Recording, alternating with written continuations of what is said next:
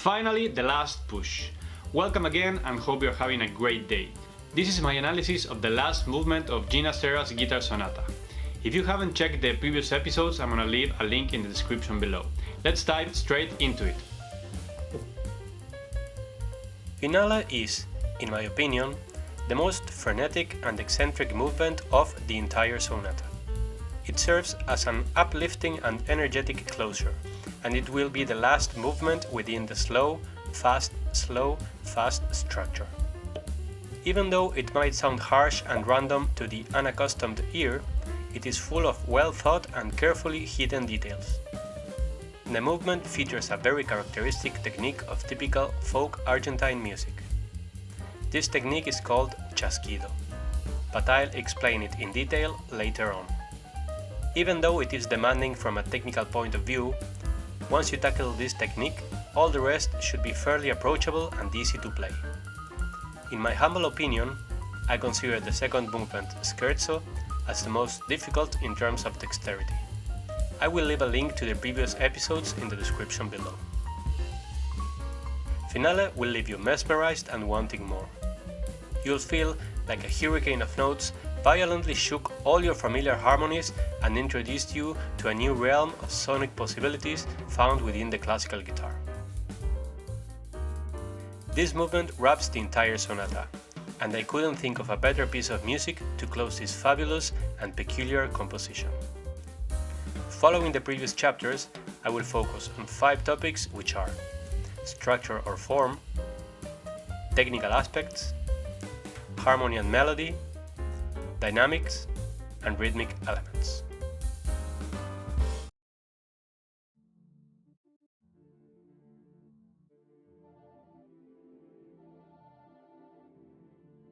You are probably sick of hearing this by now, but the structure of this sonata does not follow the ordinary sonata form where you have a theme that develops, returns, etc. etc. It is quite evident Ginastera departed from this idea intentionally. However, I can see there are some very distinct ideas and concepts that will allow the listener to cling their ear to and feel familiar with. So the way I see it, the structure would be something like A, B, C, a variation of B, and a variation of A. I see the A and B sections and its variations as intros and outros, while the C section is the developmental and more experimental section of the movement. I also use colors to visualize the pieces because it helps me have a better and holistic mental image. For instance, this would be A, a section characterized by the chasquido effect and that closes with this big stomp. The following section is B, which has this very peculiar transposition of a major chord. This chord will be analyzed in detail later on, but it will encompass the following bars. Before I jump onto the C section, I want to show their respective variations. The return of the variants of B helps the listener grasp an already presented concept while introducing new ideas. In this type of music, it's almost impossible to see an exact repetition of a section. This has evolved through the genres and eras, and nowadays this has become almost the norm. We can see elements from B section such as this, and also new elements such as this. We can see how Ginastera added a new bass note at the bottom of the already presented idea, and he also changes the rhythmic grouping. This chord has now a lower perfect fourth added to the major chord. To conclude the form of this movement, the very last section, or variance of A, works as some sort of reminiscence of the very introduction of the movement. A very clear rhythmic folk passage that combines exotic and unnatural rhythmic grouping of notes while slowly reaching the climax of the movement. The composer introduces this technique from the very first beats of this return, and plays around with the rhythmic grouping. The very end of this movement also has a strong link with the end of the second movement, scherzo. Both movements end with an abrupt and very loud resolution, followed by the sudden silencing of any ringing strings or notes. Now, returning to the middle section. Here is where the composer allows himself to develop and expand his musical ideas. In this segment, Ginastera further progresses the music and creates a rich and exploratory musical endeavor. To visualize this, highlighting the pages this way will help you understand the length of this section. As you can see, it encompasses quite a substantial amount of bars, and it is the longest section within the movement. Within it, you'll find reminiscences of past parts combined with new musical ideas. Additionally, this will be both from a technical point of view and from a harmonic language. So, to simplify, the composer will bring back past elements to keep the listener in a familiar ground, but will also develop new ideas for it not to lose engagement. To recap this section, we can clearly see Ginastera follows his concept of not following the ordinary sonata form. There isn't a distinct, clear motif, but rather strong ideas. These ideas are presented once and then developed on and are never presented identically twice. I divide this movement with an A, B, C, variant of B, variant of A, mirror-like structure that allows the listener to feel both familiar and surprised constantly by the music. The end of this movement has a strong reminiscence to the end of the second and also fast movement.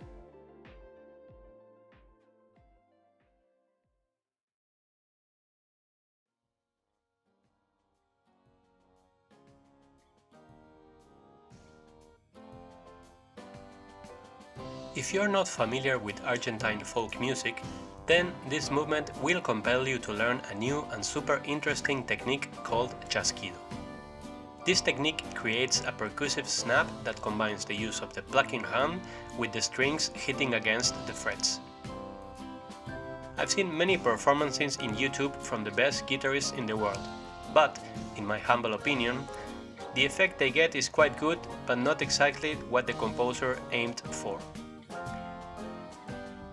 I believe the publishers of the score came up with a definition that mostly describes the type of sound Ginastera was looking for. But if you know Argentine folk music, you'll be able to see the difference. You'll probably find extensive tutorials on YouTube about how to achieve a chasquido effect. But I'll show you mine. This was taught to me back in Argentina by one of my music teachers who specialized in Argentine popular and folk music. It sounds like this.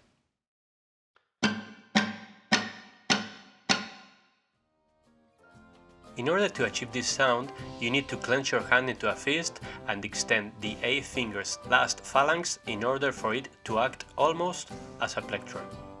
The idea is for the phalanx to swipe the string while the rest of the fist mutes immediately after the strings by pushing them against the fretboard. This is a two-step technique that needs to be executed as one. The space between each step is minuscule, so it will be better achieved by practicing them separately. If you play electric guitar and know how to make a pinch harmonic, this will result very familiar as it follows the same concept. This will be a stepping stone when learning this movement, but there are other tricky passages that will surely demand your attention and dedication. Let's take a look at them. This passage here is quite demanding and interesting to play, and it is even more demanding when it repeats towards the end of the movement. This major chord, with the added open B string, needs to be plucked very tightly together. This type of technique is employed in other passages, so make sure your plucking fingers are correctly calibrated and synced. This technique is employed and explored in Heitor Villalobos' Etude No. 4 for guitar. A quick tip when practicing this technique is to be aware that the force and torque comes from the first phalanx of the hand, like this.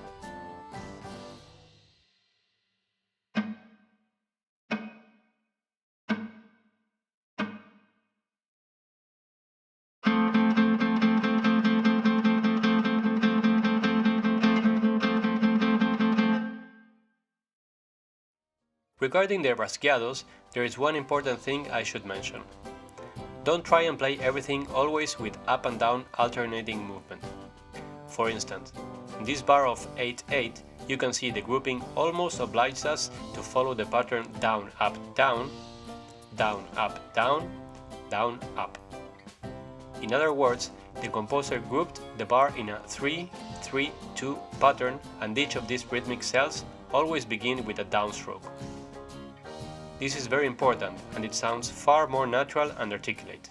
Hear the difference.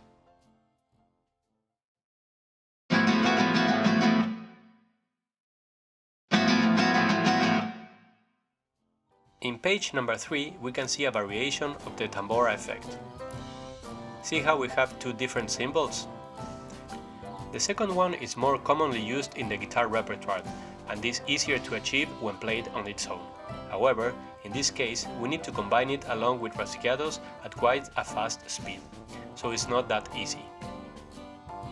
Played slowly, this sounds this way.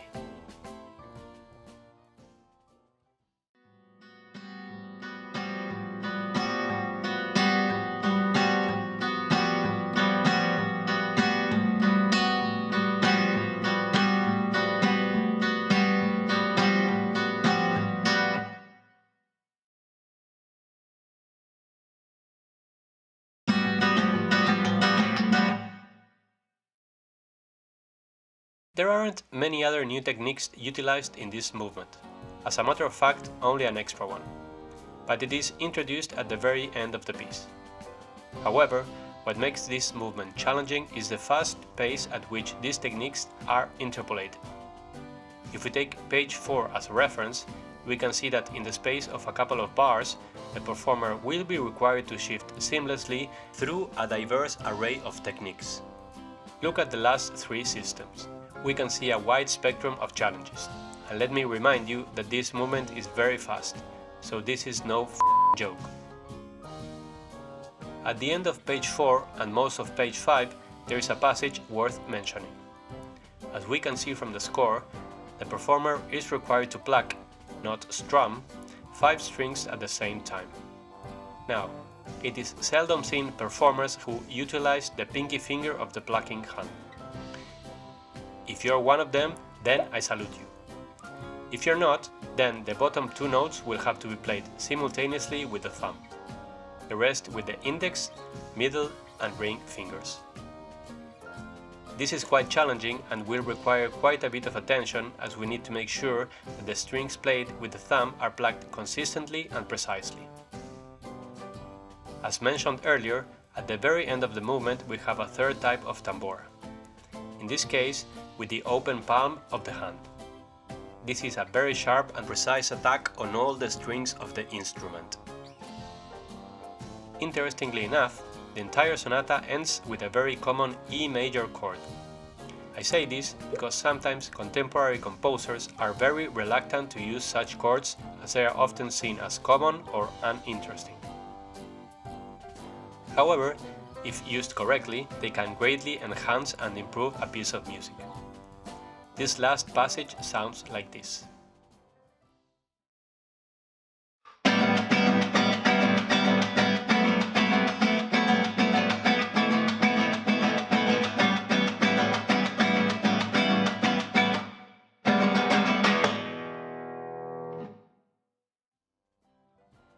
To recap this section, we can say that, from a technical point of view, this is the second most difficult movement of the sonata. This is a very fast and eclectic movement that carries the player across the entire fingerboard. The performer is challenged with a really interesting technique characteristic of Argentine folk music called chasquido. The movement combines and swiftly transmogrifies a diverse array of techniques, presenting a real defiance to the performance. Examples of techniques found are rasgueados, different types of tamboras, plucked strings, slurs, slides, and more.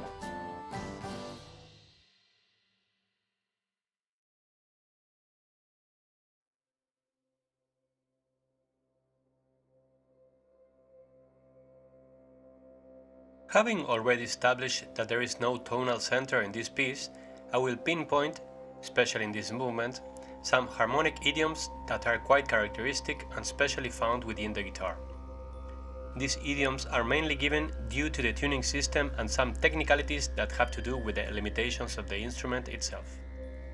Let's dive into it. The very first page features several harmonic complexities and elucubrations. In previous movements, we've seen how Ginastera resorts to the all open string chord characteristic of a guitar standard tuning. For the clueless, this involves all perfect fourths and one major third. The notes involved are E, A, D, G, B, and E. Throughout the entire first page, Ginastera uses, almost always, the open strings E, A, and D as a harmonic base.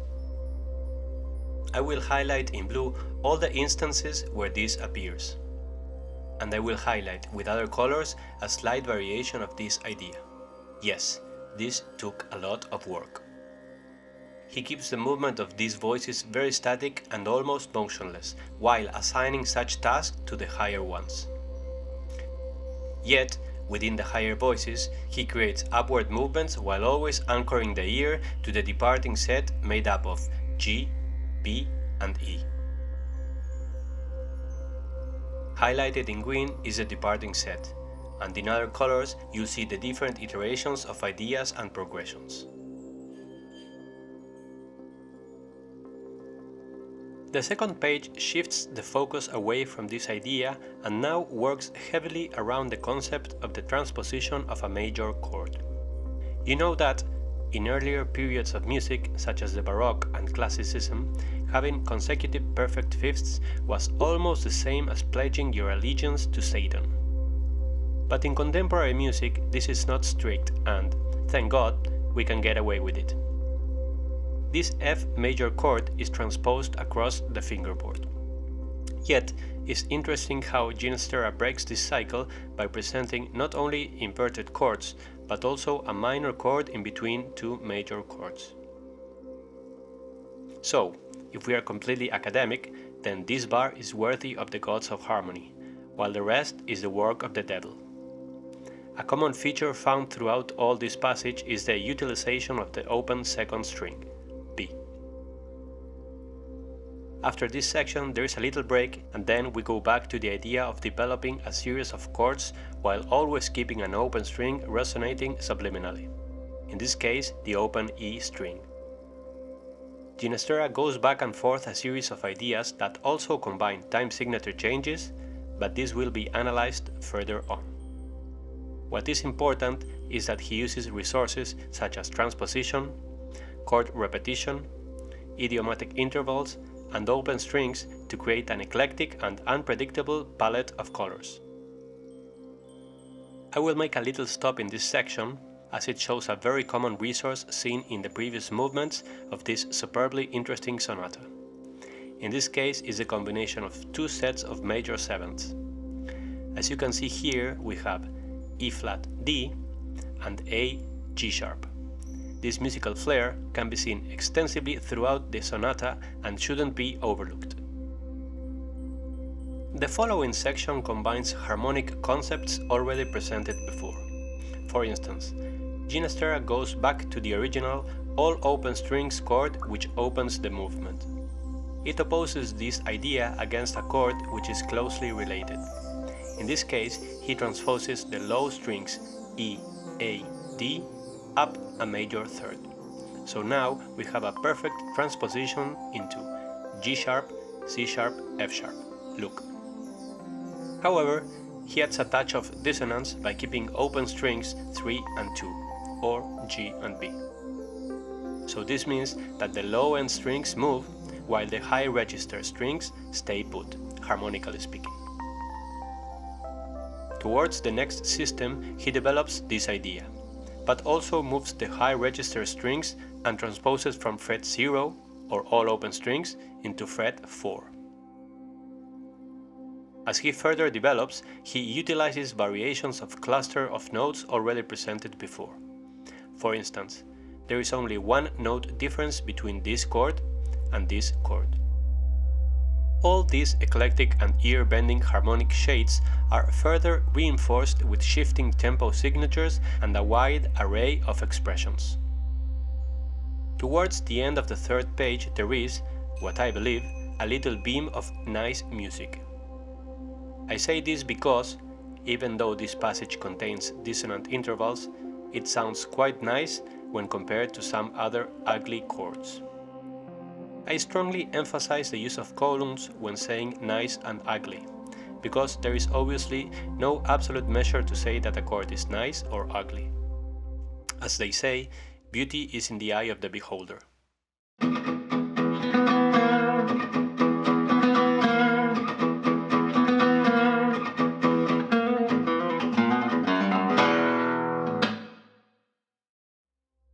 Anyway, this passage is made of F sharp major chord with added minor sevenths and ninths. Look, F sharp, A sharp, C sharp, E, G. So we go from this chord to this chord. Quite a contrast. After this, Ginastera goes back to a transposition of the original chord. In this case, it goes from all open strings to the 5th fret. At the very end of the page, in the very last system, the composer does something he did in previous movements. Let's take the bottom 3 notes. We have G, C, F sharp, or a perfect fourth and an augmented fourth. Now let's take the top 3 notes. We have B flat, E flat, A, or a perfect fourth and an augmented fourth. The exact same intervallic relation between both sets of notes, or basically the same set transposed and played against the original set. In this case, transposed from G to B flat, a minor third. This dissonant chord is opposed with a very stable perfect fifth with E and B. After a very short stable breath of music, the composer returns to absolute dissonance before resorting to a transposition of an idea presented before. If we consider this idea, which was presented originally in page 3, we can see how he uses that concept, but now starting on the 7th fret and adding an E as a bass note. He then follows with a transposition of the original open chord up an octave to the 12th fret, and then back to its original state at fret 0. Towards the end of page 4, the composer returns to an idea present on page 2. This passage has been played before, but with a different rhythmic pattern, and in this case, there is an added bass note at the bottom of each major chord. See how before we had F, A, C, and now we have C, F, A, C.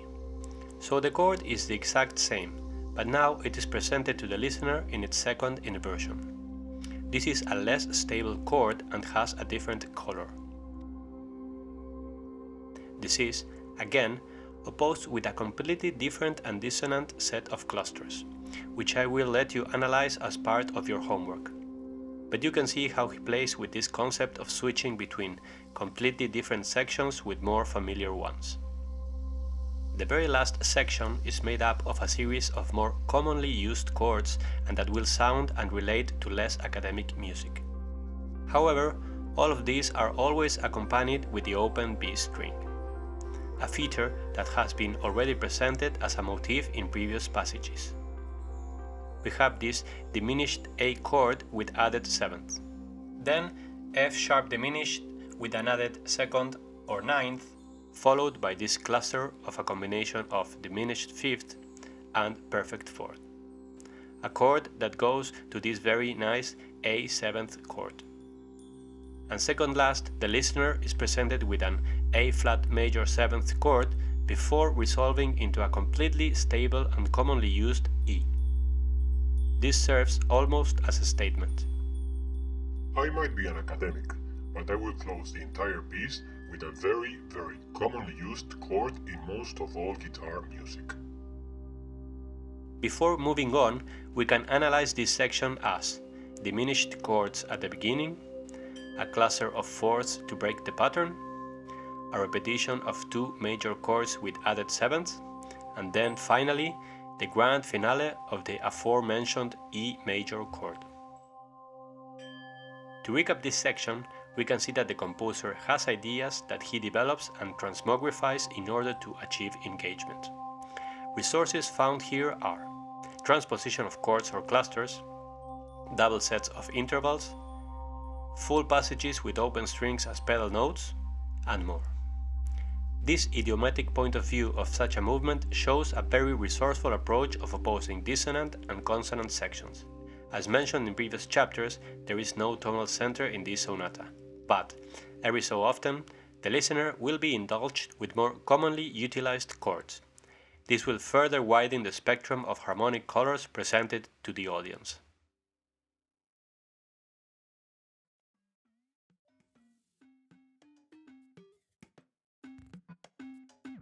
Regarding dynamics, this very last movement is not as hectic and variant as the previous ones.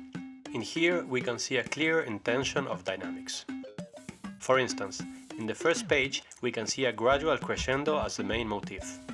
The composer starts very quietly by starting with a double piano indication. This is followed by a very short piano into a mezzo piano. We then continue, logically, towards a mezzo forte that leads into forte, then to double forte, then to triple forte, and sforzando. A very clear dynamic direction is evidenced in this very first page. As seen in the first system of the second page, most of these should be played double forte up until the end. So, from a dynamic and performance point of view, this is some kind of a relief, because we won't be worrying too much about the dynamic spectrum and we can focus more on the technical elements.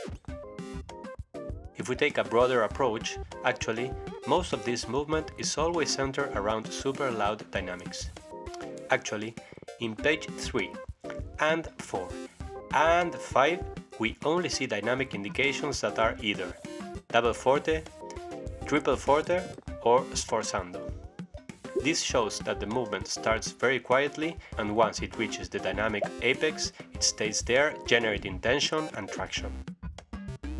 I suppose that focusing too much on such a narrow dynamic range is not advisable, but if you consider the sonata as a single piece, then you can get away with this. Mainly because the previous movements are way more eclectic in terms of dynamic spectrum, whereas this one is more static and is like some sort of all-in grand closure. I also believe the music greatly contributes to this almost motionless dynamic range. The aggressiveness of the music, the pulsating dissonances, and the ever-changing time signature oscillations go well with a strong, solid, and loud dynamic intention. To recap this short chapter, Finale revolves mainly around the louder edge of the dynamic spectrum. There is a short introductory movement of calmness with soft dynamics, but this rapidly evolves into the main motif of the movement, loudness and aggressiveness. There is very little dynamic variation, but this is an evident intention by the composer as he wanted to close the sonata in a memorable and special manner.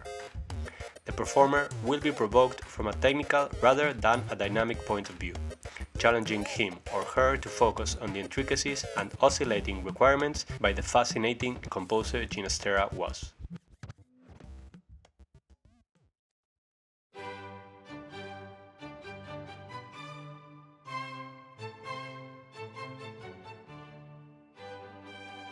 I would say the rhythmic element is the most interesting and attractive feature of this movement. I believe Finale was taken by the composer as the moment where the main motif would be rhythmical exploration. I will obviously not explore each time signature change in detail, but I will pinpoint important sections where things were changed in order to maintain engagement. In the very first page, we can see how he changes the tempo signature in each bar.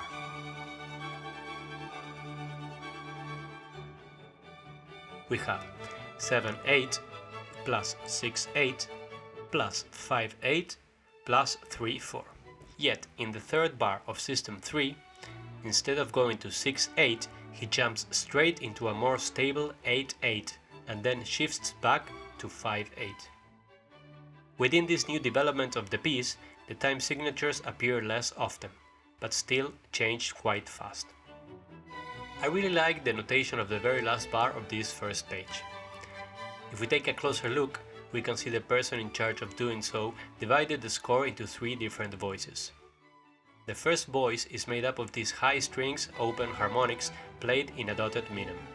The second voice is made up of these low strings open harmonics played in a minim and followed by the tambora on the open strings E, A, D. The last voice is assigned to a percussive element featured within the piece with a rest, crotchet, rest figures. Voila! A very interesting thing and quite characteristic of Argentine folk music is the switch from 6/8 to 3/4. Even though these time signatures have the same amount of beats per bar, the rhythmic grouping is different. This helps to create a break in the listener by shifting the accent from 3 to 2, thus creating more interest. After a relatively small period of rhythmic stability, the piece returns to a more eclectic and chaotic segment. This involves odd time signatures that shift one another in a very rapid manner.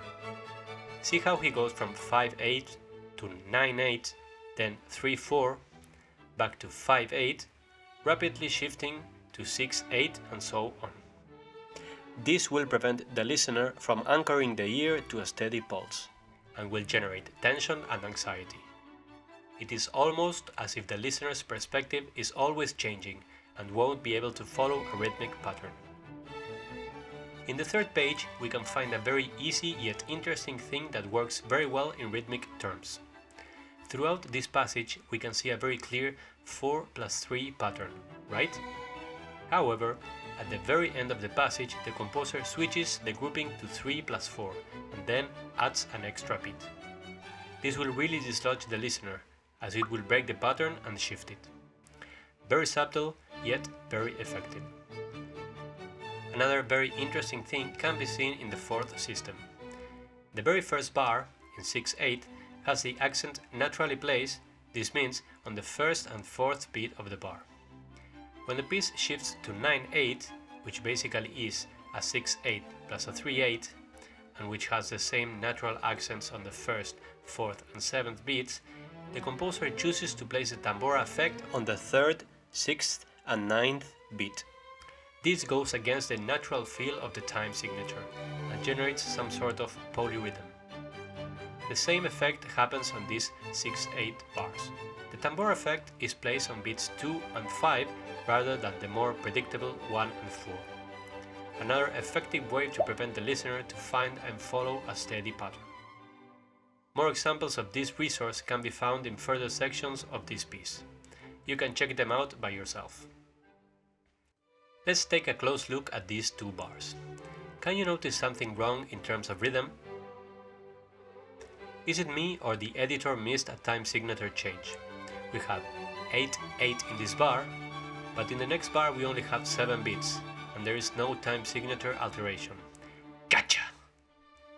In these 2 bars we can again see how the composer shifts the rhythmic grouping to break the pattern within the listener. Upon the repetition of the section that starts with F major, the composer, again, employs a little break by using a 3/4 time signature, yet now he uses quavers instead of crotchets. A little variation on the previous idea. The piece ends with a variation of the opening idea. You can see how the composer goes back to the rapidly changing time signatures carried with interesting and complex chords. The aforementioned effect of placing an accent on the unnatural beat is evidenced here yet again. Although this section is unpredictable in terms of rhythm, the listener will definitely know the piece is about to end, since there is a very clear crescendo effect. This culminates gloriously with a heavy knock on the top of the guitar followed by a series of heavily accented chords that resolve beautifully into E major chord for your delight. As a wrap-up for this section, we can see that rhythm is the main feature of the movement. The composer rapidly and unpredictably shifts between time signatures in a very eclectic and erratic manner. This will prevent the listener to grasp a steady beat and will keep better engagement and tension. To further emphasize this, the composer will place accents on unnatural beats within the different time signatures. A great way to combine and generate polyrhythms. Finale is a great challenging piece for any performer who is too used to playing in common time signatures. Emphasizing correctly each time signature change is of paramount importance. Finale is the closing movement of the sonata and my personal favorite. Rhythm is the main character and it will present a challenge as performers will have to constantly adapt to time signature and accent change. The movement is dissonant in nature, but every so often the listener is indulged with the so-called commonly utilized chords. A piece of considerable yet not impossible difficulty, Finale will introduce a new resource into the classical guitarist repertoire of techniques, the chasquido, a very characteristic sound used in Argentine folk music. The ending chapter of the sonata has no specific tonal center, and the harmonic colors presented are eclectic, alluring, and ear-bending. The movement dwells intentionally within a narrow dynamic range. This is the grand closure of the entire sonata, and the composer decided to go all in to further emphasize the sense of ending. A fantastic piece that all classical guitarists must have in their repertoire of contemporary pieces. As always, I'm super grateful you made it this far and that you're interested in classical guitar as much as I am. I will continue releasing this type of exploratory videos as I feel that every time I analyze a piece in such detail, my understanding of music deepens. You can check previous episodes here. Have an excellent day. Ciao!